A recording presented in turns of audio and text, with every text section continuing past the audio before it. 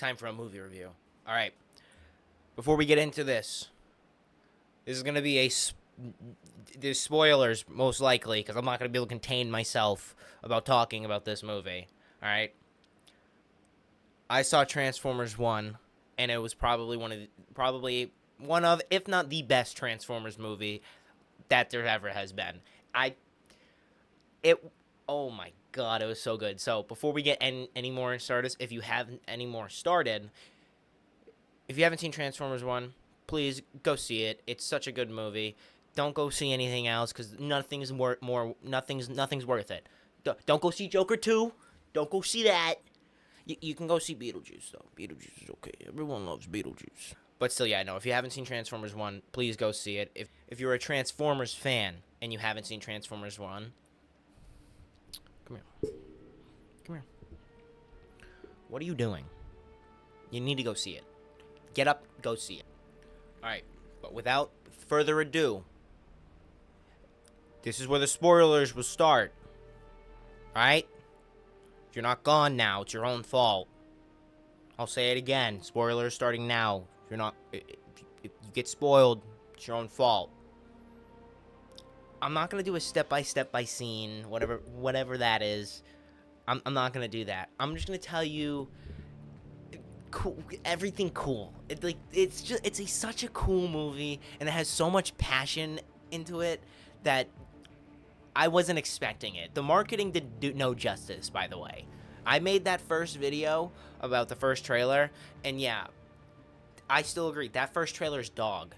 It's dog. It's not good. It's not a good trailer, and it doesn't look good at all. So, but after the Transformers 40th anniversary, I decided I was going to give it a chance because a lot of people said it's one of the best ones, and honestly, it is. It's honestly probably the best. I'm gonna say it now. It's probably the best.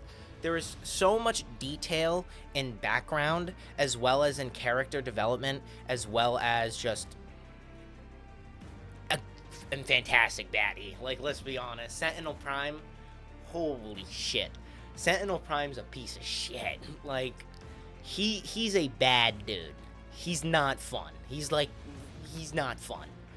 I want to start with talking about my most thing that made me most excited, and that was the background details of this, all the scenes, and just of all the other characters in the background, like all the miners as well as all the other bots, and seeing like in the train scene, and then that one train scene right at the beginning after Orion Pax made us run through the archives, right? And he stole those three archival discs about just the Matrix Blueprint, where it went. He's trying to find it. Maybe he can get something out of it. And when D16 he hides him from Darkwing, or I don't think it was Darkwing. Two other bots. I don't know if they had names. I can't remember. They look similar to... No, they don't. Okay, whatever. But still, that scene on the train, as soon as like it showed the whole, like, it finally clicked, like, that's Jazz behind him. That's Jazz behind D16. Oh wait. Oh shit. Oh shit. Like, I actually was like getting giddy in my chair. It was so cool seeing them, and the fact that I really hope it gets a sequel. I need to see them all in action. It would be so cool. But so as this plot is D16, Orion Pax, and all the original, I believe, like Autobots, they're all miners. So basically, the source of Energon is gone. The matrix of leadership is gone. No one knows where it is. No one can find it. So they send miners who are born without a cog, a transformation cog, to mine Energon, and basically that's their whole life, is mining Energon, and that's all they know, pretty much, is mining Energon and whatever else they can do on their days off.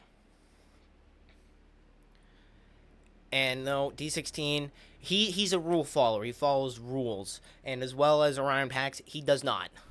And D16 usually gets in trouble because of him a lot, and that happens a lot, and still. But they have such a good friendship, D16 and Orion, that throughout the entire movie, you see it with even in with their eyes and how they're acting and how they're speaking, that it's slowly starting to wither away and breaking into that final confrontation that they finally have at the end of the movie of Optimus Prime versus Megatron. And it's done so well. It's done so well. Like, I want to rewatch all the other movies and just see it, because like this movie is not connected to anything as far as I know, and I'm hoping it stays that way. I want I want a trilogy of these movies. I want Transformers 2, I want Transformers 3. I don't care if that's what their actual names are, but still. But because seeing this gives it more things to those lines in like Transformers 2007 when Optimus finally kills Megatron and he says, I believe he says like, I wish it didn't have to come to this, brother. And like there's so many lines that Optimus and Megatron share between all the movies of the live action ones, that like this scene right here and all of their interactions in the movie, it honestly, a little bit more weight is added to those ones as well, which is very nice, and I absolutely love that. I love every single thing about this movie, from the jokes to everything. And one big thing about the movie that I didn't think was going to be real cool, and we saw in some of the trailers, was the race. Like, that's cool. I love that. The Icon 5000 is great. And I love how Optimus just, or Orion Orion just straps D16 with a goddamn jetpack, and like, yeah, now we're in the race, let's go. You know, he did ask him before, but D16 said like, no, we're not doing that. And you know, good old Orion has to trick him into it. But that whole entire scene was great, as well as the leaderboards. And I was looking out for like an entire scene. You can see a lot of different people. Like I saw RC, Ironhide,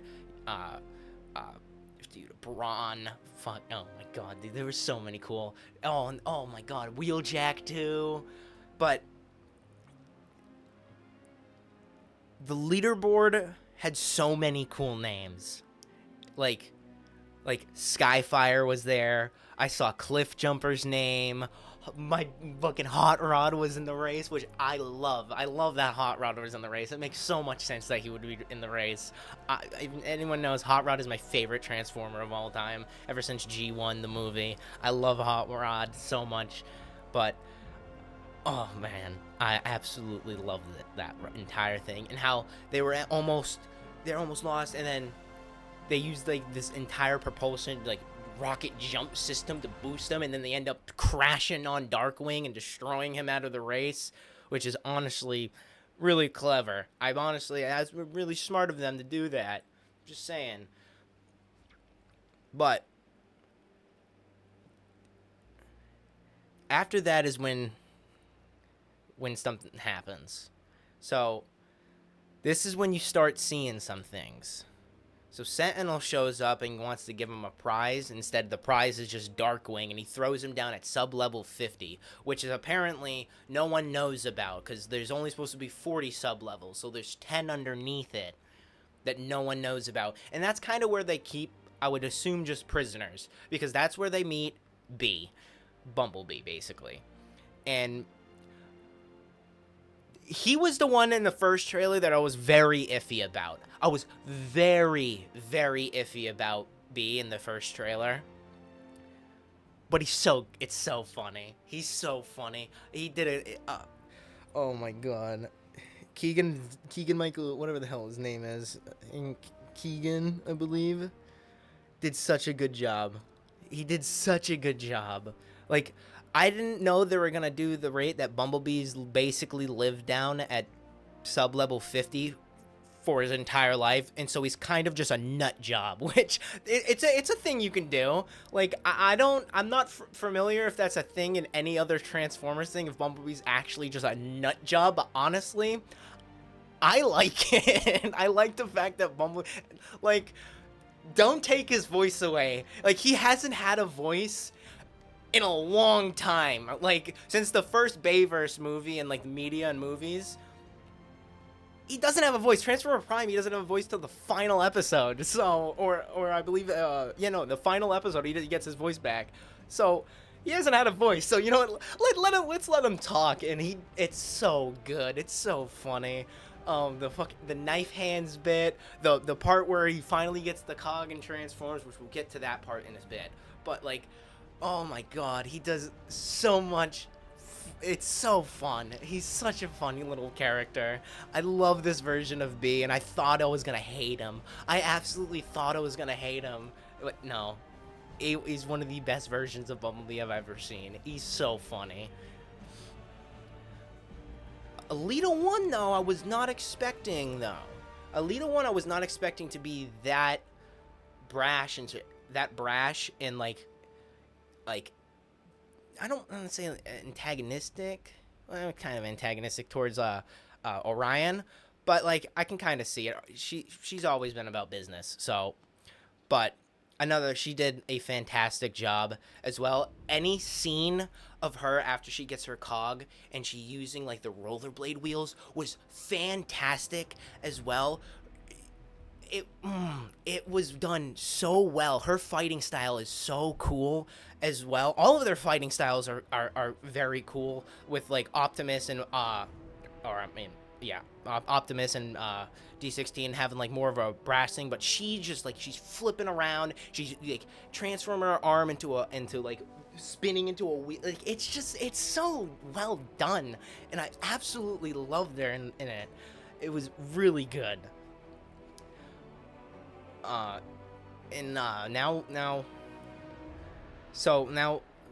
let's move on. So after they are like down with B, something comes. So B basically is just there to like push metal into a furnace. He's doing this his entire life. He also has 3 things that he's built out of trash that he's his little buddies that he says they're not real, but we're all know B's insane. So, but they end up getting this little like artifact. And what it is it's a message from Alpha Trion saying, and it's their location. It's their final transmission before they were. So that leads Orion to get the idea that maybe we can retrieve the Matrix of Leadership. Maybe if we retrieve the Matrix of Leadership and hand deliver it to Sentinel, he'll make us like, I don't know, he'll give us stuff. He'll honor us.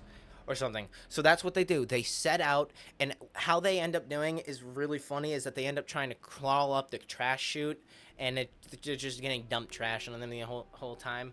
But they end up getting to the level where Alita 1 is at. Now, the reason why Alita 1 is here is because earlier in the mines, there was a mine explosion, and Alita 1 basically got demoted because it makes no sense, but still. Not make sense in this. It's just because Sentinel's goons are pieces of shit, and of course it's going to be Alita's fault when reality is the mine was unstable and it started to explode. So it was no one's fault, and Alita, no one was actually hurt. In fact, Orion saved Jazz in the mine, which I didn't think they were actually really going to interact with anything. I thought they were mainly going to interact with all 4, but no, they interact with so many. There's a whole scene in the mine with Wheeljack, and the mine scene's really good. But yeah, so Alita now was put down to waste management, so she's in charge of putting cargo boxes full of metallized, like scrap metal, onto a train, and that is their ticket out, basically. But what ends up happening is it takes them to the surface, and also Alita 1 gets trapped onto the train because she was loading cargo and she had to go check, and then she got attacked by D16 because they wanted to talk to her and ask her for help. And then the train set off, and then they're all trapped, and they get sent up to the surface, which the surface is no bueno. It is not fun at all. And then as they're going through, and the train crashes because there's this huge ice sheet storm, which is just like giant ice. It looks like ice. I can't actually know. I don't know what the terrain is on Cybertron. I always thought it was like metal, but who knows? Probably a lot of people, but still, I don't. So with the train crashing, they now have to walk on foot, and Alita takes the charge with better navigational skills than Orion. Makes sense. Orion's been getting into a lot of trouble the entire movie at this point. But then they come across this, like, ruins. And while they're at the ruins, a Quintesson ship flies over. Now, in the story, they haven't seen the Quintesson for 50 cycles at all, so they think they're gone. But no, the Quintessons basically fly above them, and they're scanning for life forms, and they end up getting away and escaping, and they find the end of the map where it leads to a cave where they find the bodies of the primes. Megatronus, Sentinel Prime, Zeta Prime, all the other primes. And within there, they find out that... What can I think of his name? Sorry, I genuinely had a brain fart, and I couldn't think of Alpha Trion's name. That is my fault. But they end up finding Alpha Trion, and his spark is still alive. So he ends up waking... They wake him up. B has Energon, and B just... Here, have a little cube, and they wake him up. So Alpha Trion then ends up telling them about Sentinel's betrayal. And so basically what happened is they got a location of like a mission, and basically go fight the Quintessons, and then they left to go fight them. But reality is, it led them to the cave, which was a trap sent by Sentinel, and it was a cool scene because like the Quintessons, like the cave has a roof, and like it's open, and the Quintessons just all flood down into it and start attacking, and so you just start seeing a brawl, and you see them all. But as they're getting held by the Quintessons, Sentinel comes through, and I really liked how they gave him. He has that sword from like Dark of the Moon, like I love that. But he ends up stabbing them all, and I guess he didn't do a good enough job because he left Orion. But Sentinel, not Orion, Alpha Trion. He then killed, I believe, he then took the Matrix. Oh, dude, I saw the movie last night, and now I can't actually remember who it was. I want to say Zeta Prime. He took the Matrix, I believe, out of Zeta Prime, and then it just disappeared. Because, of course, the Matrix leaves. You can't just have the Matrix leave. The Matrix has to choose you. That's how the Matrix works. So it basically disintegrates, and all the energon flow of the entire world ceases, and that's why Sentinel has to mine. But also, the thing is, though, is this is where D16, Orion, Alita, and B find out that every Transformer is born with a transformation cog, but Sentinel Prime deliberately takes them out to make miners just to mine to keep Sentinel rich. And with hearing that is the first scene where you finally see D16 get mad. And it doesn't help when when Orion's like, yeah, we need to take this information and show the people, and then they'll turn on Sentinel, and then that's when D16's first steps to Megatron start, where he turns and says, no, I don't want to stop him, I want to kill him. And from there out, D16's getting more and more angry, and this is where the start of the fall to Megatron starts. And it's still done very, very well. So after that, they end up going and seeing. Before that, Sentinel showed them what they're doing, and those trains that are going with those scrap metal are turning into energon cubes, and they're feeding the Quintessons. So that's why the miners have to mine, basically, and they're giving their energon to the Quintessons, so Sentinel stays in power. With that, it's all said and done, and then now. What happens is they get an alert that they're about to be attacked, and Alpha Trion stays back to protect them as they leave. As they're leaving, this is when another group of characters come in, and I had no clue who was going to be voicing one of them, but honestly, it fits. This is when the Cybertron High Guard shows up, and this is where it's Starscream, Soundwave, Shockwave, like all the other, like Thundercracker, Skywarp, all of those things. And they were part of the High Guard, and they were like combat warriors. And Starscream's the leader of them, voiced none other by Steve Buscemi. I absolutely love that. I love that more than anything else. When I heard his voice, I was like, yes, yes. And while that's happening, during this scene, is they're talking about the things they found and how they can possibly help to stop Sentinel. And then D16 ends up standing up and basically just saying, you guys do nothing. He's basically like, I found out Sentinel's a piece of shit now, and I want to kill him today. He's dying today. And then what happens after that is the first I believe the first canonical time, Starscream and Megatron have a brawl, and oh my god. Essentially, Starscream gets dog-walked. He gets dog-walked. And to the point where Megatron crushes his vocal cords to where he gets that like, scratchy voice, which, it's done very well. I liked it. I hope they keep it. I hope he keep his voice like that, but I think he goes back to normal towards the end of the movie. I think, when he says, "All hail Megatron." I'm not too sure about that. But also, it's when we see the first time that Megatron gets his gun. So he's about to, like, punch him, but his gun ends up transforming out of his arm, and we see his cannon for the first time, and then he hails them all together to go attack. And this is when the whole assault on Iacon City to get Sentinel starts. So Orion ends up going to get the miners to try to get them to revolt. Well, Alita 1... Oh, no. Before this, I missed a big point. Before this, after they O'Reilly, Arachnid, who is Sentinel Prime's right-hand man, ends up finding them and comes to attack with a squadron of Sentinel bots. I don't know what Sentinel calls them. So they end up attacking. D16 and B end up getting taken, and some of the other warriors gets taken. Another thing I like to see is that during that fight, we see Starscream being a cowarding bitch while everyone's fighting, and Starscream just is worried and scurries around a corner, which I really like. That, like, he's still a loser. He's still a bitch. I don't think he's actually, like, supposed to be the leader. He's just taking other people's credit, which, you know, then again, he could just be Skybound Starscream and just be a fucking psychopath, but who knows. So that's when they all gear up. So Alita 1 takes all of the high guards in a train. Orion goes to get the Energon miners. And that's when Orion tells all the miners that they were born with cogs. They all gear up with jetpacks, and as Alita's coming in with a train to attack Sentinel's tower, Sentinel sends his guys. Orion Pax flies up from the bottom and just starts... It's a fight in the sky, and it's awesome. And what happens after that is Orion and Darkwing are fighting, I believe. And, well, he beats Darkwing.